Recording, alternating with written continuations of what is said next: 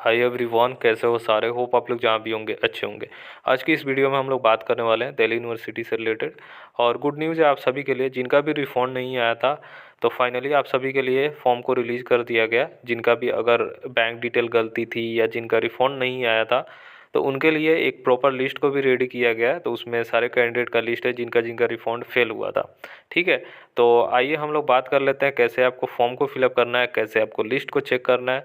तो आप सभी के लिए एक खुशखबरी है, जैसा मैंने वीडियो में भी बताया था पहले, जो भी मैंने वीडियो अपलोड करा था कि जिनका जिनका रिफंड नहीं आया, हो सकता है आपका जो भी डिटेल आपने दिया है CSAS पोर्टल पे फॉर्म फिलअप करते टाइम तो आपने गलत दिया होगा, इसीलिए आपका रिफंड नहीं आया। और जिनका करेक्ट था सारे कैंडिडेट का आ चुका है। तो अगर जिनका आ चुका है तो आपका तो मतलब आ गया है, तो आपके लिए ये वीडियो नहीं है। जिनका जिनका रिफंड नहीं आया उनके लिए ये वीडियो है।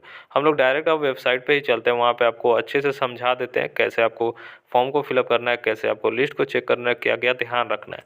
ठीक है, और कब तक लास्ट डेट है फॉर्म फिलअप करने का। ठीक है, तो स्टेप बाय स्टेप जो भी प्रोसेस होगा 1 बाय 1 वीडियो के माध्यम से आपको बताया जाएगा। तो वीडियो के एंड तक आप जरूर बने रहिए, ये आपके लिए वीडियो है। सबसे पहले तो आपको admission.uod.ac.in पे आ जाना है, जो CSAS का पोर्टल था। तो उससे पहले आपको एडमिशन वेबसाइट ऊपर ही देखिएगा, वो उसी पे आपको दिख जाएगा। ठीक है, हालांकि ये वाला वेबसाइट से आप रूबरू होंगे। ठीक है, तो आपको सिंपली नीचे आना है। हम लोग अंडर ग्रेजुएट से रिलेटेड बात कर रहे हैं, तो देख सकते हो यहाँ पे भी आपको दिख जाएगा। अगर मान लीजिए कुछ ऐसा सेक्शन दिखे और कुछ नहीं दिखे तो सिंपली रिफंड 2024 दिख रहा है ना, तो यहीं पे आप क्लिक कर लीजिएगा डायरेक्ट, यहाँ पे आप डायरेक्ट आ जाइएगा। ठीक है, यहाँ तक क्लियर हो चुका है। अगर जिनको भी ढूंढने में प्रॉब्लम हो रहा है तो आप हमें बताइएगा, आपको जो लिंक है वो प्रोवाइड करवा दिया जाएगा। ठीक है, अब हम लोग डिटेल को समझ लेते हैं यहाँ पे। ठीक है, अब सिंपल सा यहाँ पे देख लीजिए, इन्होंने नोटिफिकेशन के माध्यम से बताया है। अब थोड़ा सा मैं आपको पढ़ के समझा देता हूँ। Notification for updation of bank detail WRT UG admission cancellation या एक्सेस फीस फेलियर 2024-2025। तो इन्होंने नोटिफिकेशन दिया है कि अपना जो भी बैंक डिटेल है उसको अपडेट कर लीजिए, जो भी आपने विड्रॉल किया है अमाउंट को। ठीक है, UG जो भी आपने कैंसिलेशन किया था, या एक्सेस फीस जो था, मतलब क्या था कि जिन्होंने अपग्रेड किया था तो जो उसके बाद अपग्रेड होने के बाद क्या था, पुराने कॉलेज का फीस ज़्यादा था, नए का कम था, तो जो भी डिफरेंस अमाउंट था उसको भी रिफंड करना था। तो कुछ कैंडिडेट का जो रिफंड है आ गया था, कुछ कैंडिडेट का रिफंड नहीं आया था, क्योंकि हो सकता है उनका अकाउंट एक गलत हो, या हो सकता है उनका बैंक में कोई प्रॉब्लम हो, इसलिए जो भी अमाउंट है वो फेलियर हो गया। ठीक है, अब देख लीजिए इन्होंने ये बोला पॉइंट के माध्यम से कि kindly note that the arrangement is only for those student whose detail are mention in the this list due to failure of refund. These UG refunds have been processed on 21/12/2024 as per data provided by the admission branch DUCC। तो इन्होंने ये बोला है कि आप note कीजिए, ठीक है, कि ये अरेंजमेंट वैसे स्टूडेंट को करवाया गया है जो भी लिस्ट में मेंशन है उनके लिए। ठीक है, जिनका भी रिफंड फेलियर हुआ है, वैसे स्टूडेंट जिनका रिफंड 21 दिसंबर को कर दिया गया, डेटा जो भी प्रोवाइड करवाया गया ना एडमिशन ब्रांच की तरफ से, जो 21 तारीख है जिनका रिफंड आ गया, तो आप अपना चेक कर लीजिए। 21/12 को जिनका भी रिफंड है वो इनिशिएट कर दिया गया है। ठीक है, अब जिनका फेलियर हो गया था जो भी अमाउंट, उनके लिए ये मतलब अरेंजमेंट किया गया फॉर्म को, और लिस्ट को भी प्रिपेयर किया गया। अब देख लीजिए नेक्स्ट में क्या बोला गया, rest students are requested to check their respective banks account mention on the dashboard या रजिस्ट्रेशन फॉर्म। जो भी आपने बैंक दिया था उसी में आपका रिफंड कर दिया गया। अगर जिनका लिस्ट में नाम नहीं है तो आपका जो भी रिफंड वो कर दिया गया। तो आपको सिंपली बैंक अकाउंट चेक कर लेना है कि कौन सा आपने बैंक अकाउंट दिया था।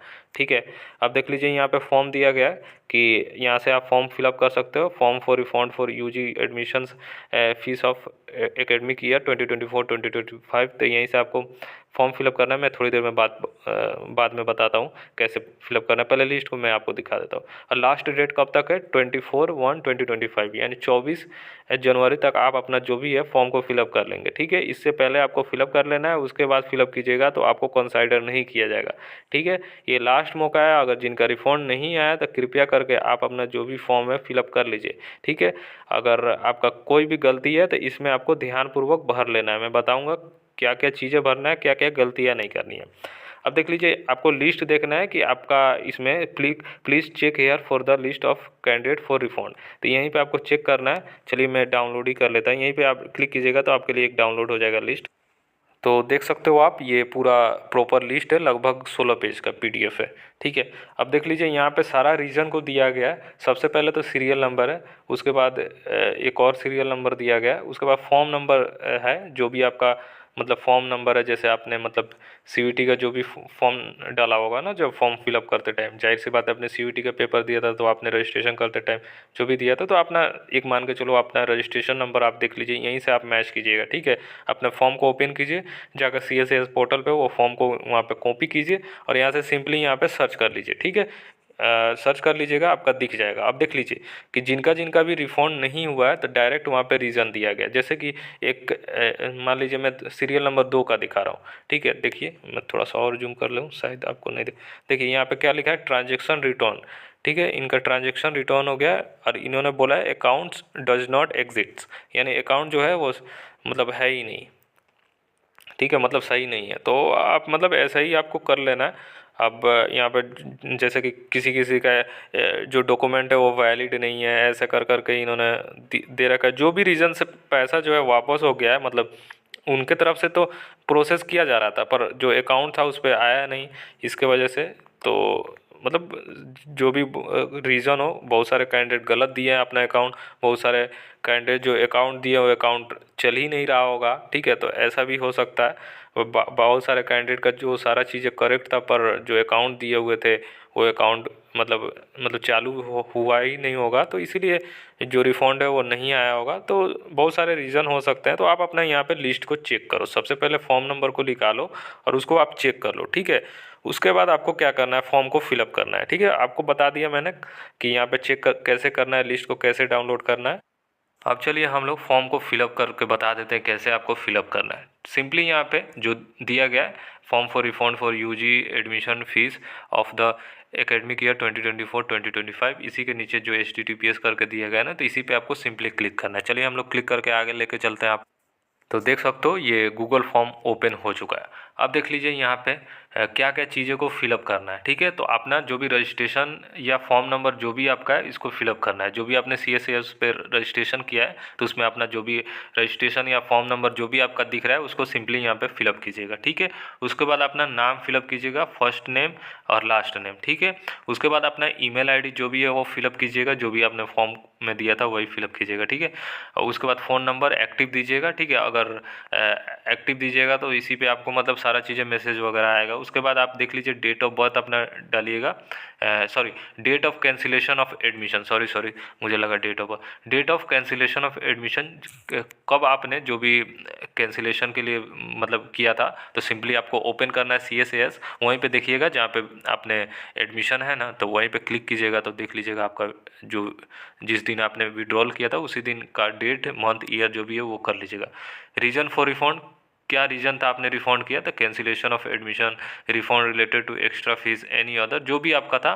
ठीक है, तो आप अपना जो भी रीज़न है यहाँ पे सेलेक्ट कर लीजिएगा। ठीक है, मान लीजिए आपने कैंसिलेशन के लिए किया था तो कर लीजिएगा, तो एक्स्ट्रा फीस के लिए आप अगर आपको करना है तो ये कर लीजिएगा। ठीक है, उसके बाद आपको क्या करना है, नेम ऑफ द बैंक, यानी बैंक का नाम जो भी है, फॉर एग्जांपल अगर आपका स्टेट बैंक ऑफ इंडिया का अकाउंट है तो सिंपली यहाँ पे पूरा नाम लिखना है, स्टेट बैंक ऑफ इंडिया, नहीं कि SBI लिखिएगा। ठीक है, पूरा लिख लीजिएगा। अगर पंजाब नेशनल बैंक है तो पूरा पंजाब नेशनल बैंक लिखिएगा। ठीक है, अपना अकाउंट नंबर जो भी है वो कर लीजिएगा। ठीक है, अगर मान लीजिए अगर जो पुराना वाला आपने अकाउंट दिया है, अगर चाहते हो कि कोई अलग अकाउंट नंबर दें, मतलब एक्टिव अकाउंट नंबर दें, तो मतलब कहने का मतलब यही है कि आप जो भी अकाउंट नंबर दीजिए ना वो एक्टिव दीजिए कि हाँ वो ऑपरेट हो रहा होगा। ठीक है, एक बार क्या कीजिए, ट्रांजैक्शन कहीं भेज के देख लीजिए कि हाँ उससे ट्रांजैक्शन आ रहा है कि जा रहा है कि नहीं। ठीक है, यहाँ तक क्लियर हो चुका है। उसके बाद अपना जो भी अकाउंट होल्डर का जो भी नाम है वो दे दीजिए, अगर आपका है तो ठीक, नहीं तो आपके फादर या आपके मदर या आपका जो भी रिलेटिव है XYZ जो भी है उनका आप डिटेल दे दीजिए। ठीक है, उसके बाद IFSC कोड, उसके बाद जो भी अंडरटेकिंग यहाँ पे कर लीजिए। उसके बाद यहाँ पे सबमिट कर लेना है। देख लीजिए यहाँ पे इन्होंने ये भी बोला है, I hereby undertake that all the detail provided are correct and no further updates will be required regarding the same, मतलब जो भी आप डिटेल दे रहे हो वो करेक्ट दे रहे हो, कोई भी मतलब अपडेट नहीं होगा, जो भी मतलब आगे आप करना चाहते हो तो कोई भी अपडेट नहीं होगा। No refund will be made if the cancellation is done after 31 October 2024। कोई भी आपका जो रिफंड होगा, अगर 31 अक्टूबर के बाद आपने विड्रॉल किया है तो कोई रिफंड आपका नहीं होने वाला है, ये ध्यान रखिएगा। जिनका भी 31 अक्टूबर से पहले विड्रॉल हुआ है उन्हीं का जो फीस है उसको रिफंड किया जाएगा। ये भी ध्यान रखिए, आपने विड्रॉल किया है तभी आप इलिजिबल हो। अगर आप वहाँ पे विड्रॉल क्लिक नहीं किए हैं और वहाँ पे 1000 रुपीज़ आपने पेमेंट नहीं किया तो आप इलिजिबल नहीं हो। जिन्होंने 1000 रुपीज़ पेमेंट किया है 31 अक्टूबर से पहले विड्रॉल किया है तो उन्हीं का ही रिफंड आने वाला है। ठीक है, यहाँ तक क्लियर हो चुका है। उसके बाद यहाँ पे सबमिट कर दीजिएगा सिंपल सा, और आपका डेटा चला जाएगा दिल्ली यूनिवर्सिटी के पास। एक बार यहाँ पे सबमिट कर दीजिएगा, डायरेक्ट चला जाएगा। इसलिए मैं बोल रहा हूँ जो भी आप डिटेल यहाँ पे भरिएगा, ठीक है, ध्यानपूर्वक भरिएगा। एक बार और बता देता हूँ, अपना फॉर्म नंबर डालिए यहाँ पे, first name last name, registration email, register email, phone number, जो भी दिन में आपने कैंसिलेशन किया था, जो भी डेट में विड्रॉल किया था, तो वहाँ पे डेट मंथ ईयर आपको डालना है। सिंपली आपको CSS पोर्टल को ओपन करना है, वहीं पे देख लीजिएगा किस डेट में आपने किया। जो भी रीज़न था विड्रॉल का वो यहाँ पे सेलेक्ट कर लेना है। ठीक है, बैंक अकाउंट आपको देना है अब, तो अपना जो भी बैंक का नाम है वो दीजिएगा, पूरा नाम दीजिएगा, अकाउंट नंबर अपना देना है, फिर अकाउंट होल्डर जो भी नाम है अकाउंट होल्डर का उनका देना है, IFSC कोड को यहाँ पे डालना है। उसके बाद आपको यहाँ पे कर लेना है। ठीक है, सारा चीज़ों को फिलअप करना है। जिनका भी अगर कोई चीज़ मतलब मान लीजिए IFSC कोड गलत था तो आपको यहाँ पे सही सही डाल देना है। ठीक है, जो भी रीज़न से आपका रिफंड नहीं आया है, हालांकि लिस्ट में मेंशन किया गया है, तो आपको जो भी है वो बैंक अकाउंट को करेक्टली डाल देना है और एक्टिव दीजिएगा। ठीक है, और उसी पे आपका रिफंड आ जाएगा। ठीक है, तो यही चीज़ें हैं, बाकी मैंने आपको अच्छे से समझा दिया है। होपफुली आपको डिटेल में ये चीज़ें समझ में आ चुका है। और लास्ट डेट कब है आपके सामने दिख रहा है, 25 जनवरी 2025 तक लास्ट डेट है। उसके बाद कोई फॉर्म आपका एक्सेप्ट नहीं किया जाएगा, ये ध्यान रखिएगा। तो चलिए, यही था, आपको इन्फॉर्मेशन देना था, डिटेल में मैंने बता दिया है। इतना डिटेल में आपको कोई नहीं बताएगा। ठीक है, अगर कहीं पे भी आपको समस्या आ रहा है, कहीं पे भी फिलअप करने में कहीं पे भी समस्या आ रहा है तो ज़रूर कमेंट कीजिए, आपको ज़रूर रिप्लाई किया जाएगा। ठीक है, बस गलती नहीं करना है। ठीक है, इस बार आपको गलती नहीं करना है, पहले गलती हो चुका है तो गलती सुधारने का एक मौका ज़रूर दिया जाता है। तो आपको मौका मिला है तो उसको अच्छे से ये कीजिए, एक बार, दो बार, तीन बार क्रॉस चेक कीजिए, तब आप सबमिट कीजिएगा। ठीक है, कोई हड़बड़ी की ज़रूरत नहीं है। ठीक है, अभी आप सबमिट कीजिए तब, या 25 तारीख से पहले कीजिए तब। ठीक है, या 25 को कीजिए तब, आपको रिफ़ंड बाद में ही आने वाला है। आज कीजिएगा तो आज नहीं आएगा, ये ध्यान रखिए।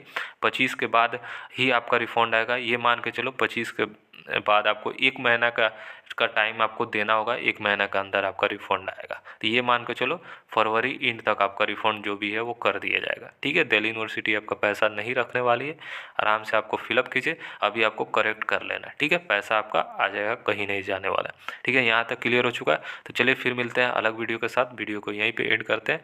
तो तब तक के लिए बाय, टेक केयर और ख्याल रखिए अपना।